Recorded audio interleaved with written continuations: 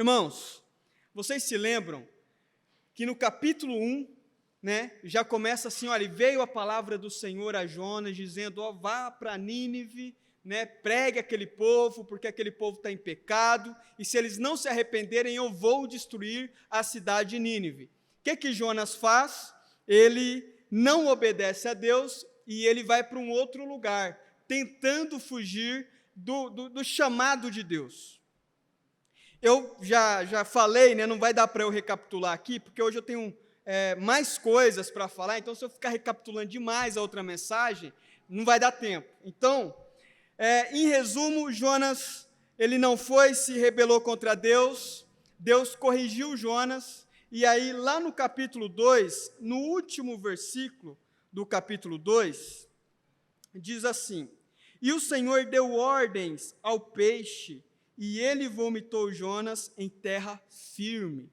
Então Jonas se rebelou, foi engolido pelo peixe, depois que Jonas foi tratado, se arrependeu, então Deus deu ordem para o peixe colocar Jonas em terra firme, para que então agora Jonas, arrependido do seu pecado de rebelião, ele pudesse ir cumprir com o chamado de Deus, para pregar em Nínive.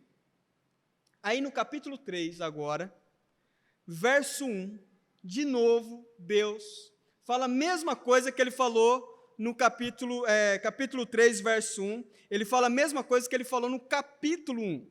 Ele diz assim, olha só como que o texto no capítulo 3 fala. A palavra do Senhor veio a Jonas pela segunda vez, com esta ordem, vá à grande cidade de Nínive e pregue contra ela a mensagem que eu lhe darei. Olha que interessante. Pela segunda vez, Deus dá uma ordem a Jonas. Pela segunda vez. E aí, então, como eu falei naquela primeira mensagem, às vezes nós olhamos para Jonas com um olhar assim meio julgador, achando que Jonas é muito rebelde contra Deus. Afinal de contas, Deus precisou dar 2 vezes a mesma ordem para Jonas. Mas a palavra do Senhor no Novo Testamento, dita por Jesus, lá em Marcos capítulo 16 e verso 15, diz o seguinte, vão pelo mundo todo e preguem o evangelho a todas as pessoas.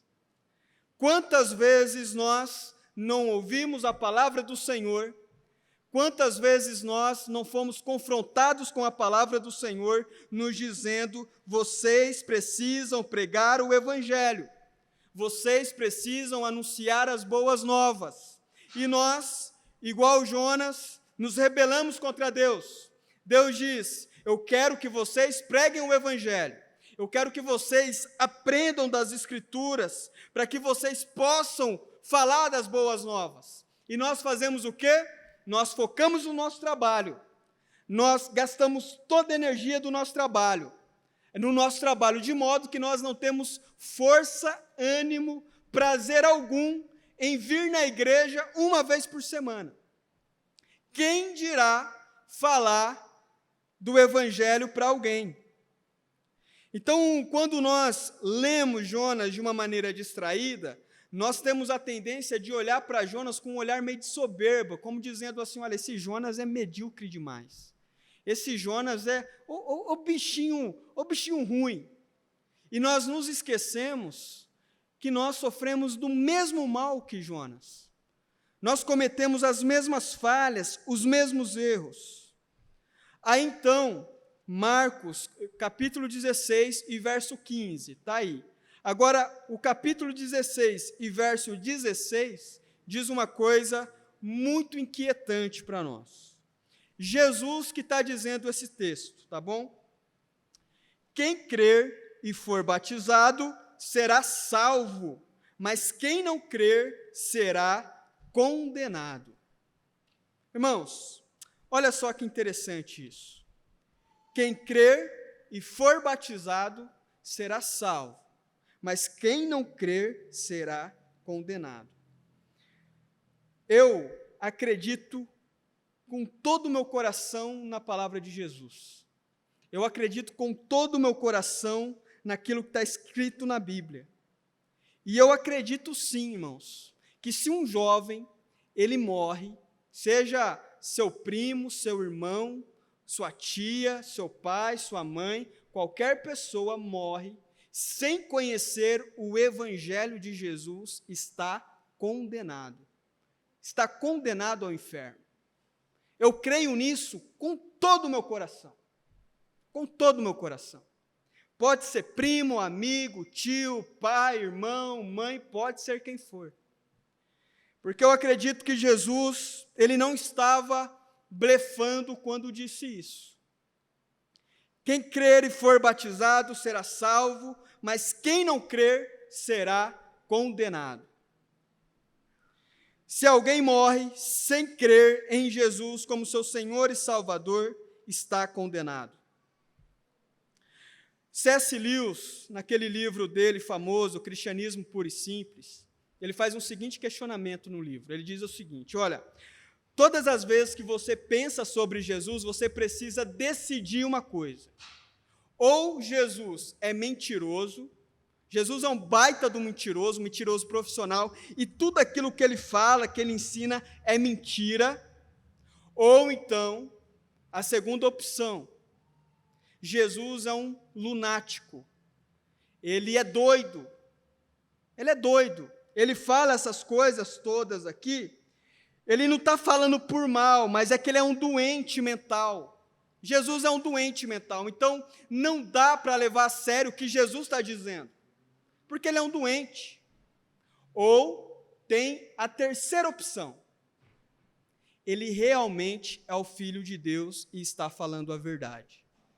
Eu, quando leio as Escrituras, eu fico com a terceira opção.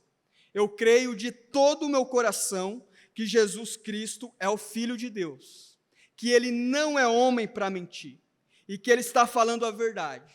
Jesus não é um mentiroso, Jesus não é um lunático, Jesus é o Filho de Deus. E esse Filho de Deus está dizendo: quem crer e for batizado será salvo, mas quem não crer será condenado. Nós, quando vamos ler o Novo Testamento, às vezes nós nos deparamos com algumas falas de Jesus e nós meio que ignoramos, não levamos muito a sério, né? Achamos que, sei lá, talvez Jesus está brincando. Jesus está brincando. E eu creio que ele não está brincando, ele está falando sério. Ele está falando sério. Eu acredito sim que muitas pessoas vão para o inferno, eu acredito sim que muitas pessoas vão ser condenadas, eu acredito sim, e é por isso que eu, como pastor, tenho a responsabilidade de abrir os olhos da igreja, que é o que muitos hoje estão se negando a fazer. Muitos pastores, muitos líderes estão falando só de conquistar, de ter sonho, de ter uma casa melhor, de ter um emprego melhor, de ter um monte de coisa melhor, que a Bíblia vai ensinar que também temos o direito de orar por isso, mas nos esquecemos do principal, que é a vida eterna. C.S. Lewis, ele também vai dizer o seguinte: olha, todo ser humano é eterno. A questão é, onde você vai passar a eternidade? Onde você vai passar a eternidade? Tem um texto em Mateus, capítulo 7 e verso 13. Diz assim Jesus: entrem pela porta estreita, pois larga é a porta e amplo o caminho que leva à perdição, e são muitos os que entram por ela. Existe uma porta larga que leva à perdição, e muita gente está entrando por essa porta. É Jesus dizendo, e eu acredito de todo o coração nisso que ele está falando. Eu acredito de todo o coração. Eu acredito que tem muitas pessoas que estão preferindo entrar por essa porta larga e que vai levá-los à perdição. No capítulo 7, verso 14 de Mateus, diz o seguinte, um versículo à frente: como é estreita a porta e apertado o caminho que leva à vida eterna. Olha só, como é estreita a porta e apertado o caminho que leva à vida eterna. São poucos os que a encontram. Eu acredito nisso também, de todo o coração. Eu acredito que Jesus, quando ele fala que são poucos os que encontram, eu realmente acho que são poucos. Eu realmente creio nisso. Então, quando vamos para a Bíblia, às vezes olhamos para a Bíblia de uma maneira muito superficial, não levando a sério o que está sendo dito ali. Mas essas palavras, elas são muito sérias. São muito sérias, são muito confrontadoras. E por isso que ele vai dizer, olha, vão pelo mundo todo e preguem o Evangelho. Como crerão se não há quem pregue, diz o apóstolo Paulo. Como as pessoas vão conhecer o Evangelho da graça, se nós não falamos, se nós temos a oportunidade ali, talvez num leito de hospital, um familiar nosso está quase para morrer, e esse familiar, ele não crê em Jesus, nós temos a oportunidade de ler um texto, de explicar alguma coisa, de fazer uma oração, nós nos negamos a fazer isso, e deixamos que esse familiar morra sem ouvir de Jesus, sem ter a oportunidade de crer em Jesus. Há consequências para a nossa omissão.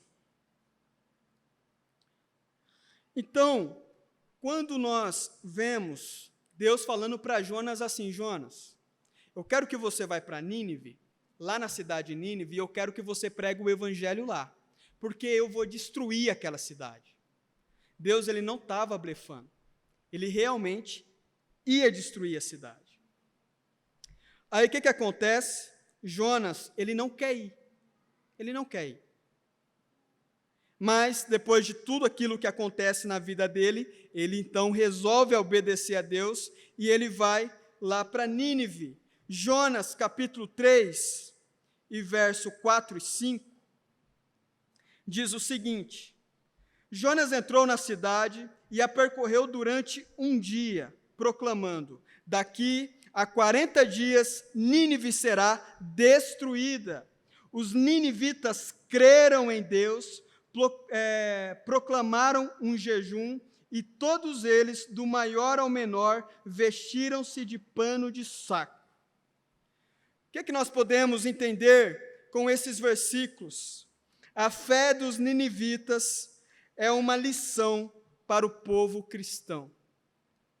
Os ninivitas, esse povo rebelde, esse povo que não conhecia Deus, esse povo idólatra, esse povo maldito, eles, quando ouvem a mensagem de Deus, eles se arrependem imediatamente.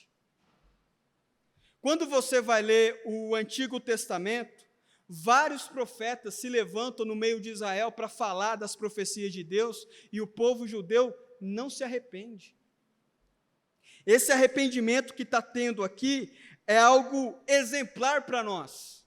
Quantas vezes, irmãos, nós ouvimos pregações, nós ouvimos mensagens, lemos livros, vemos algum post no Instagram, coisas que nos confrontam, coisas que nos fazem refletir, e não nos arrependemos da nossa postura, não mudamos de comportamento, não nos quebrantamos diante de Deus, continuamos com o coração duro. Verso 5, capítulo 3 de Jonas, verso 5, que eu li com os irmãos, diz assim: os ninivitas creram em Deus. Eles creram em Deus. No verso 8, diz o seguinte: e todos, o rei dizendo, o rei dos ninivitas dizendo, e todos clamem a Deus com todas as suas forças. Existe aqui um desespero. Jonas prega a mensagem dizendo, olha, daqui 40 dias Deus vai destruir essa cidade. O povo, ouvindo isso, eles entram em desespero, porque eles creem na palavra de Deus. Olha que coisa interessante, que coisa até absurda. O povo de Deus, em muitos momentos, não crê na palavra de Deus. Tanto é que a frase que está mais no nosso vocabulário é o seguinte: não tem nada a ver. Isso não tem nada a ver. Tanto faz. E quando o povo de Nínive recebe a palavra do Senhor, a primeira coisa que eles fazem, eles se arrependem, eles se tacam no chão, vestem roupa de saco, que era um ritual da época para demonstrar arrependimento. O rei proclama jejum na cidade inteira, todo mundo jejuando e clamando a Deus para que Deus não destrua a cidade. Olha que coisa impactante, e que muitas vezes nós não encontramos em nós. Qual foi a última vez que você foi confrontado com alguma verdade do Evangelho e você mudou de postura? Qual foi a última vez que você foi confrontado com alguma coisa das Escrituras e você foi diante de Deus, se ajoelhou, se arrependeu e procurou mudar? Qual foi a última vez? Esse povo, eles creram na palavra do profeta, entendendo que era a palavra de Deus, e eles se tacaram no chão, começaram a orar, a clamar a Deus para que Deus não destruísse a cidade. Capítulo 3 de Jonas e verso 10. Olha só o que diz o texto.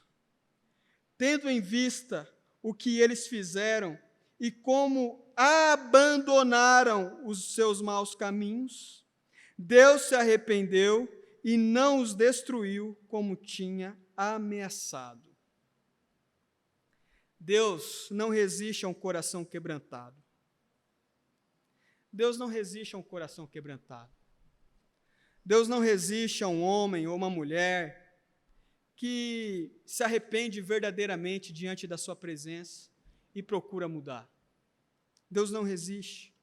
Deus não resiste àqueles homens e aquelas mulheres que crê na sua palavra, que crê naquilo que Ele está dizendo, e pega aquilo como uma verdade absoluta, num mundo onde tudo é relativizado, onde tudo não tem nada a ver, tudo é mais ou menos. Nós temos uma verdade absoluta, que é a palavra do Senhor, e nós precisamos nos apegar a essa verdade absoluta. Irmãos, para entender um pouco mais a fundo o que está acontecendo aqui com Jonas, eu quero ler o capítulo 4, verso 1 até o verso 3 com os irmãos. Capítulo 4, verso 1 de Jonas. Mas antes, presta atenção aqui. Jonas, sabe por que Jonas não queria pregar para a cidade de Nínive? Porque ele não queria que aquele povo se arrependesse. Na visão de Jonas, o povo ninivita era tão pervertido, tão depravado, que eles não mereciam a bondade de Deus. Eles não mereciam a misericórdia de Deus. Na verdade, Jonas queria que Deus destruísse a cidade de Nínive. Só que Jonas não queria pregar para Nínive, porque ele pensou o seguinte: se por um acaso eu pregar e essa cidade se arrepender, Deus é bondoso e Deus vai perdoar. Eu sei que Deus vai perdoar. E eu não quero que Deus perdoe, eu quero que Deus mate aquela cidade inteira. E agora, vamos ler. Vocês viram que Deus perdoou a cidade. No capítulo 3, verso 10, eles ouviram, se arrependeram e Deus perdoou a cidade. Agora vamos ler o capítulo 4 de Jonas. Capítulo 4, verso 1 e 3. Depois que Deus perdoou a cidade, olha o que acontece aqui. Jonas, porém, ficou profundamente descontente com isso e enfureceu-se. Ele orou ao Senhor: Senhor, não foi isso que eu disse quando ainda estava em casa? Foi por isso que me apressei em fugir para Tarsis. Eu sabia que tu és Deus misericordioso e compassivo, muito paciente, cheio de amor e que prometes castigar, mas depois te arrependes. Agora, Senhor, tira a minha vida, eu imploro, porque para mim é melhor morrer do que viver. Jonas está profundamente irritado com Deus, porque Deus perdoou a cidade de Nínive. Ele não queria que Deus perdoasse a cidade de Nínive. Ele queria que aquele povo fosse morto, fosse para o inferno. Irmãos, Jonas, ele tinha uma compreensão errada sobre Deus. Ele tinha uma compreensão errada sobre ele mesmo. Porque Jonas, em alguns momentos, fica claro aqui no livro dele, que ele começou a pensar que ele era melhor do que os ninivitas, que ele era superior, que ele era mais santo, que ele merecia ser perdoado por Deus quando ele estava lá no ventre do peixe, mas o povo ninivita não merecia. E quantas vezes nós olhamos para algumas pessoas e nós achamos que essas pessoas não merecem perdão? Alguém que te magoou profundamente, alguém que fez mal para você, nós dizemos o seguinte: eu quero que esse fulano aí, eu quero que ele vá para o inferno. Quero que essa fulaninha aí, quero que ela morra, mas morra do pior jeito possível. O que Jonas está desejando para a cidade de Nínive, muitos de nós já desejamos para algumas pessoas. Tem pessoas que a gente não gostaria que Deus salvasse, porque a gente acha que aquela pessoa precisa pagar pelo que fez. Então, eu quero que você entenda uma coisa importante aqui, que é o seguinte: a diferença, isso aqui o Tim Keller, ele trabalha com essa ideia, e eu achei muito interessante, e eu quero trazer para vocês, que a diferença entre a religiosidade e o evangelho. Você sabe o que a religiosidade vai dizer? A religiosidade, muitas igrejas têm essa mentalidade aqui que eu vou falar para vocês.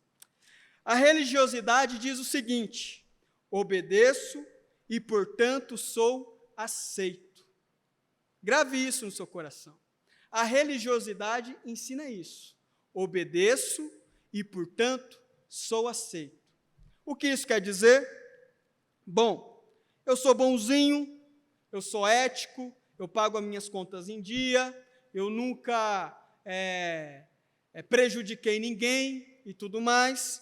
Então, Deus, ele vai olhar para mim, vai ver que eu sou uma pessoa boa, uma pessoa íntegra, e Deus vai me salvar. Obedeço e, portanto, sou aceito por Deus. Religiosidade, é isso aqui. A religiosidade, ela ignora quem de fato nós somos. A religiosidade tem aquela leve sensação, ou talvez a profunda convicção, de que de fato ele pode sim ser santo, ao ponto de Deus olhar para ele e dar a salvação porque ele merece, porque ela merece. A religiosidade vai ensinar isso. Esses dias, com os jovens ali, no estudo deles, eu perguntei para eles, falei assim: olha, vocês acham que a salvação é pelas obras ou pela graça? Alguns ficaram na dúvida, outros responderam que é pelas obras, outros responderam que é pela graça. E talvez muitos tenham essa dúvida. A salvação é pelo nosso bom comportamento, nós temos que ser bonzinhos, éticos, morais, e aí então Deus vai olhar lá do céu e vai falar assim: olha, o Pablo, ele é muito bonzinho, então agora eu vou salvar o Pablo. Muitas pessoas pensam com essa mentalidade da religiosidade. E aí então causa um dilema na cabeça de alguns cristãos. Que aí o cristão, como ele pensa que a salvação depende dele, então se ele está numa época da vida dele ou dela, muito feliz, muito ali comprometido com a igreja, lendo a Bíblia, assim, uma vida de santidade, uma vida de retidão, essa pessoa ela tem a profunda convicção que ela está agradando a Deus e que se Deus voltar, ela vai subir e ela vai ser salva. Mas, se por um acaso essa pessoa ela comete um pecado, ela comete um erro, está numa fase da vida que talvez está se sentindo um pouco incrédula, está se sentindo um pouco fraca espiritualmente, imediatamente essa pessoa começa a ficar com medo de ir para o inferno. Porque qual é a questão? A questão é que essa pessoa que pensa na religiosidade, ela acha que a salvação depende dela. da performance dela. Então, quanto mais íntegra, mais santa ela for, melhor. Se ela pisar no tomate, ela vai para o inferno, ela perdeu a salvação. Muita gente pensa desse jeito.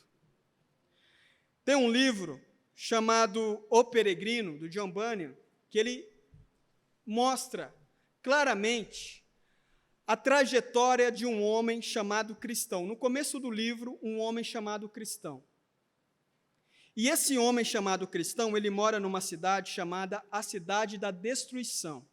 E ele quer sair da Cidade da Destruição e ele quer ir lá para a Cidade Celestial. Então tem um longo caminho até ele chegar na Cidade Celestial.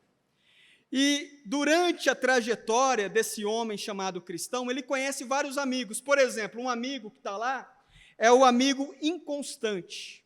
O inconstante. O inconstante é um amigo que cristão faz ao longo da jornada.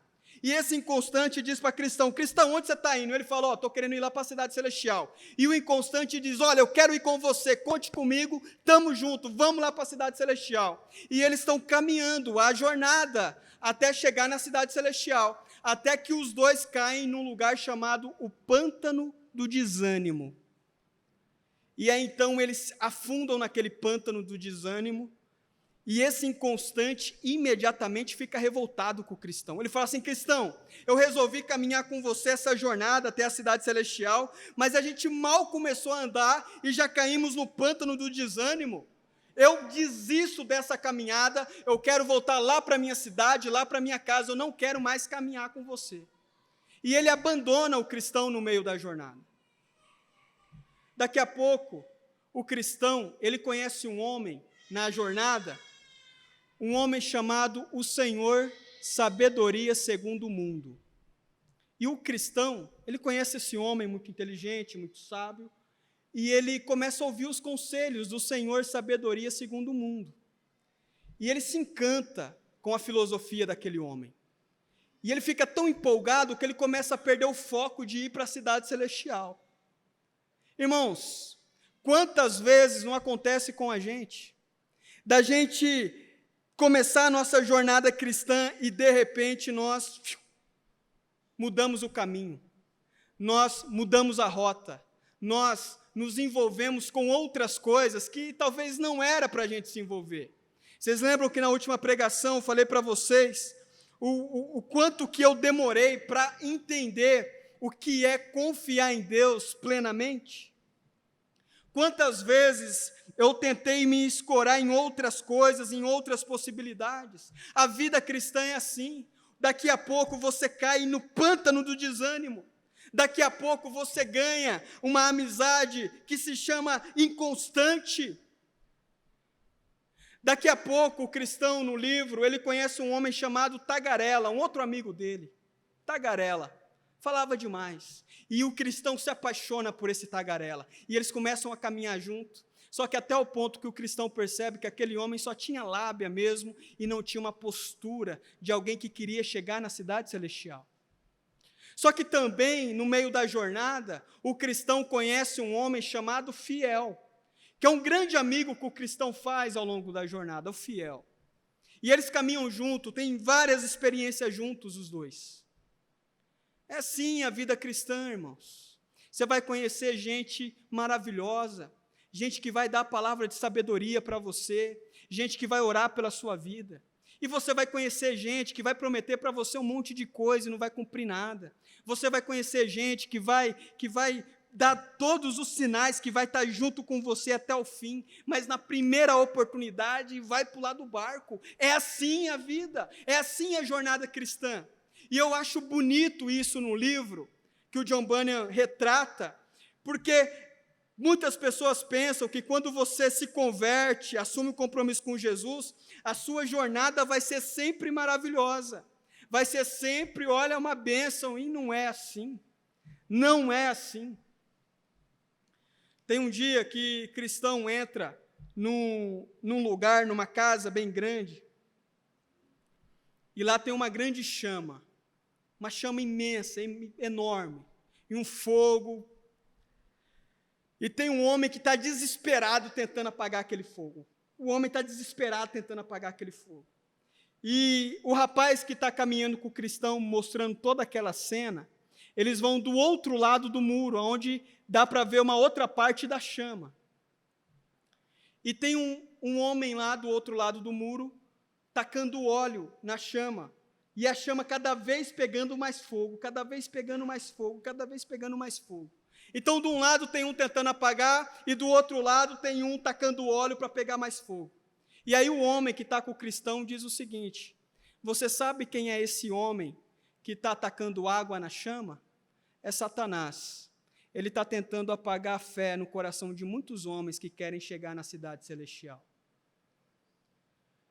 Mas você sabe quem é aquele que está tacando óleo na chama?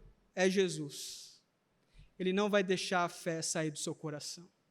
A chama, ela nunca vai se apagar, porque Jesus está ali, alimentando a chama. Jesus está ali, tacando óleo.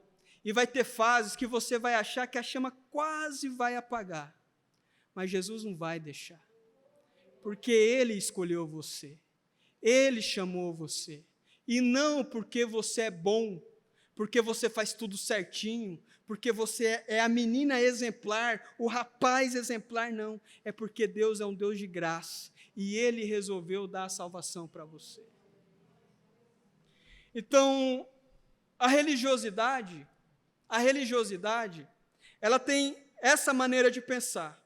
Obedeço e, portanto, sou aceito. Mas o Evangelho, que eu falo tanto do Evangelho aqui nessa igreja, e o que é o Evangelho? O Evangelho diz o seguinte: sou aceito por causa do que Cristo fez por mim, e por isso obedeço. Sou aceito por causa do que Cristo fez por mim, e por isso obedeço. Eu não fiz nada para ser salvo. Cristo que quis me salvar. Você não fez nada, você não vai desfrutar da salvação porque você é bonzinho, não. É porque Cristo, na sua infinita soberania, Ele resolveu trazer você para perto dEle. Eu quero ler um texto com você em Efésios, capítulo 2, e verso 8, que diz o seguinte: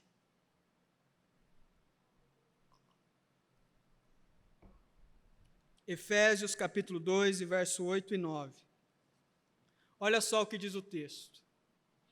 Pois vocês são salvos pela graça, por meio da fé, e isto não vem de vocês, é dom de Deus. Presta atenção. Pois vocês são salvos pela obra. É pelas obras? É pelo bom comportamento? Vocês são salvos pela graça. O que é graça?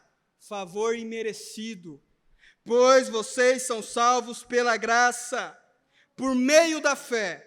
E isto não vem de vocês, é dom de Deus, é presente de Deus para o pecador. Não vem por obras, para que ninguém se glorie, porque Deus não divide a sua glória com ninguém. Porque se eu digo o seguinte: olha, eu fui salvo porque eu fui um bom rapaz, então para que Jesus morreu na cruz por mim? Não precisava. Só pelo meu bom comportamento eu já entraria no céu. Eu vi uma vez um pregador dizendo o seguinte: se Jesus desse para você 500 oportunidades para você se salvar, você falharia nas 500. Por isso que Jesus veio.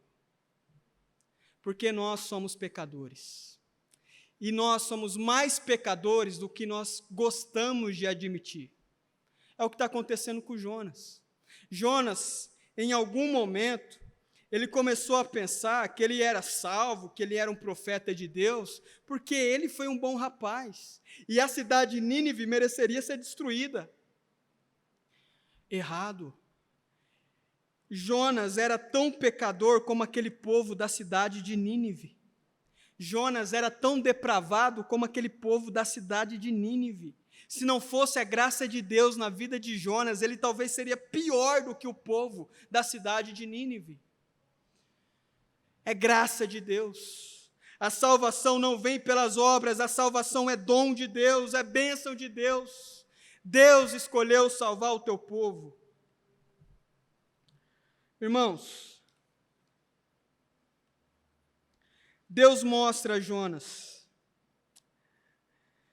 que ele era mau, mais do que ele gostava de admitir. Capítulo 4 de Jonas, verso 10 e verso 11, eu quero ler com os irmãos.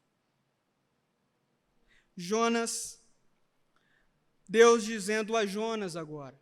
Jonas ficou bravo porque Deus salvou a cidade de Nínive. E Deus diz o seguinte para Jonas: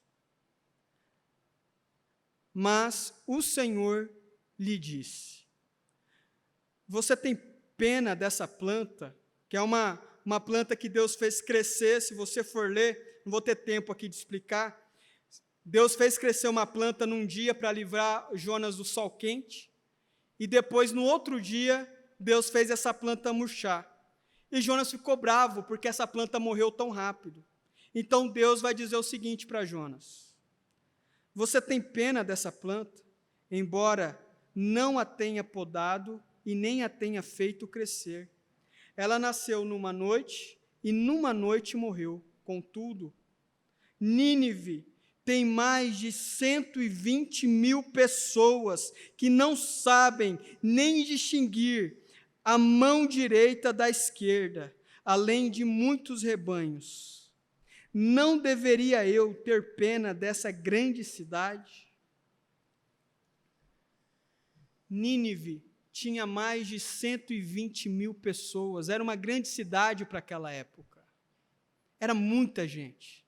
E Jonas não estava com pingo de pena daquelas mulheres, daqueles homens, daqueles jovens, daqueles adolescentes.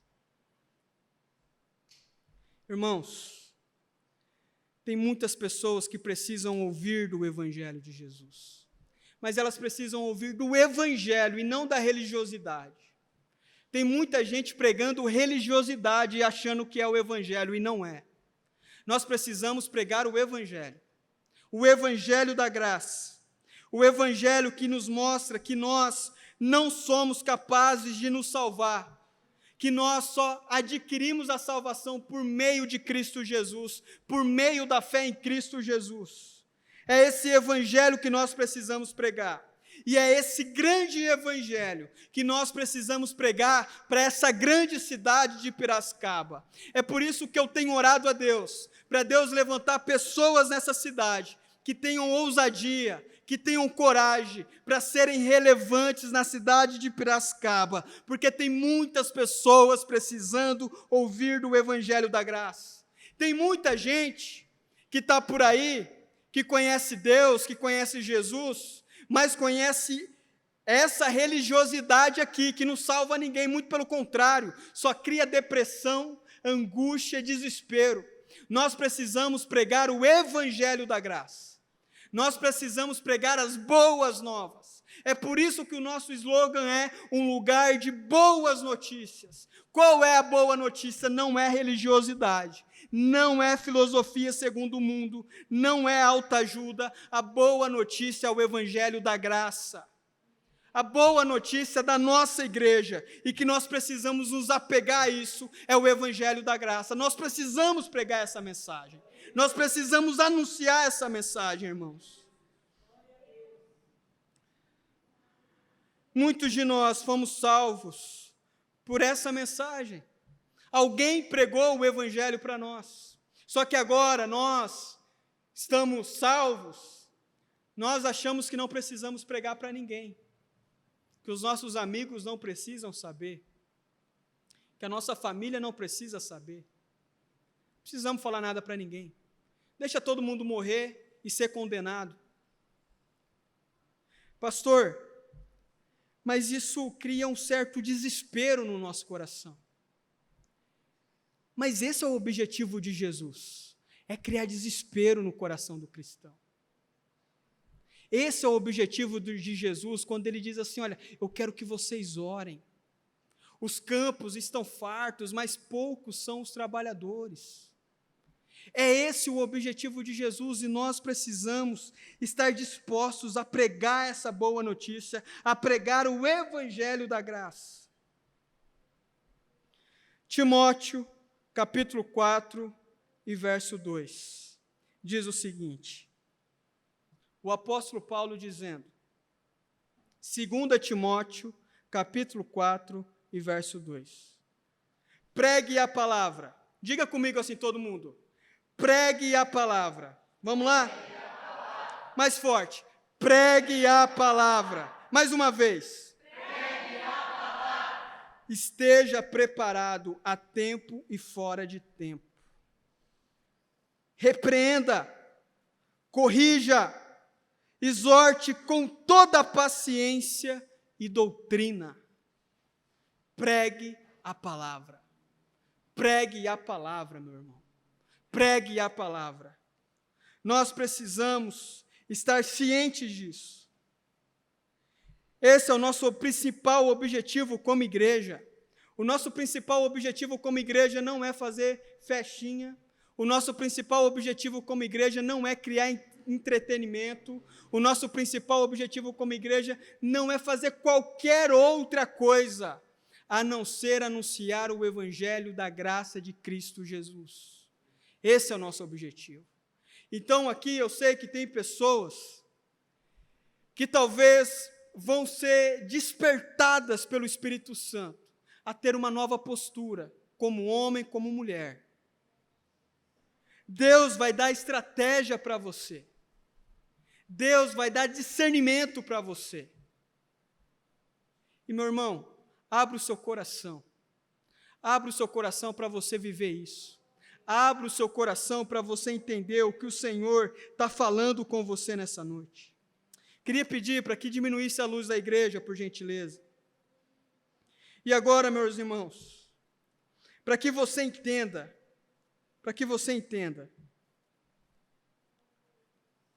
a nossa vida, pode diminuir, para que você entenda uma coisa. Tiago, na epístola de Tiago diz, a nossa vida é como a neblina, que aparece e logo se vai. Dentro de 80 anos, a maioria de nós não estará mais aqui. 80 anos. Nós estamos em 2022. 2032. Vai ter gente que está aqui hoje que não vai estar em 2032. Inclusive eu posso não estar em 2032. A gente não sabe quando Deus vai nos buscar. Mas Ele deu uma missão. Não foi só para Jonas. Foi para você também. Ele está chamando você, primeiro, que ainda não assumiu um compromisso com Jesus. Assuma um compromisso com Jesus. Creia em Jesus. Confesse Jesus como seu Senhor e Salvador. Batize. Assume um compromisso com uma igreja local. Participe, se envolva. E se você já crê em Jesus, já é batizado, que você possa refletir, que você possa buscar em oração mesmo.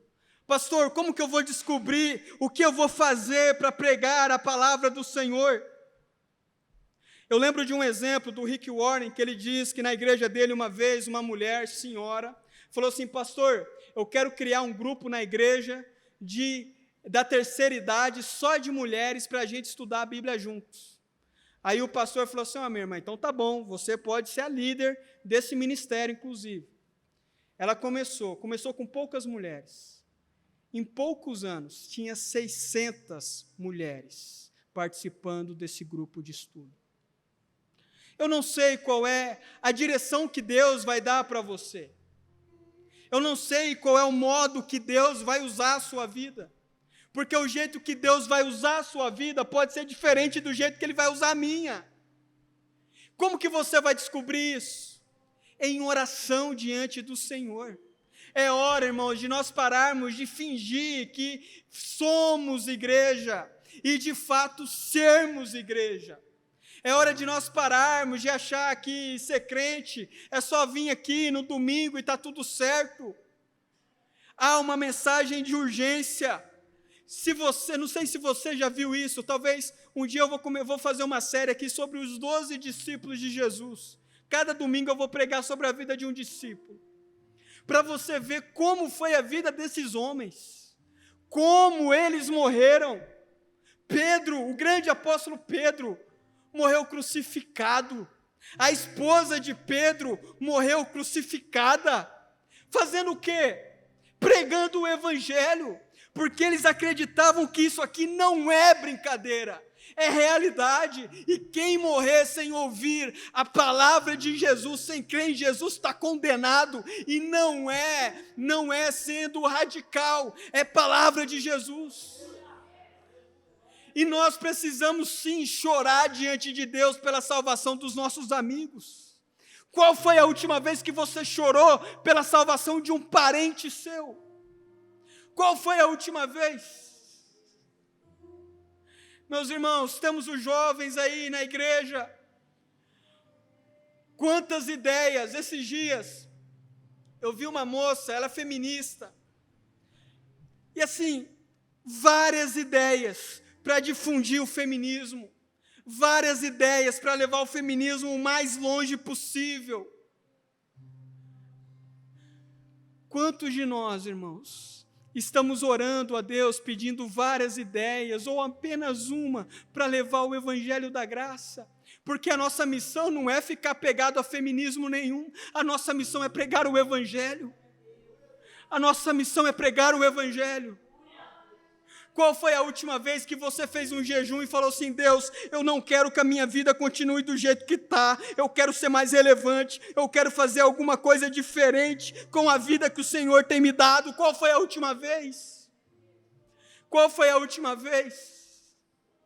Ou nós nos contentamos em vir, sentar aqui e achamos que está tudo certo? Ah, meus irmãos, é hora da igreja chorar diante do Senhor. É hora de nós chorarmos diante do Senhor. É hora de nós nos arrependermos. Quantas pessoas, irmãos, hoje nós vamos aqui celebrar a ceia. Quantas pessoas morreram sem nunca celebrar uma ceia na vida. Não tiveram esse prazer, porque não teve ninguém que pregasse o evangelho para elas. Nós precisamos realmente mostrar com as nossas atitudes que cremos nisso de verdade. E nessa noite, eu quero orar com você, se você pode, coloque-se de pé. Eu quero fazer uma oração pela sua vida.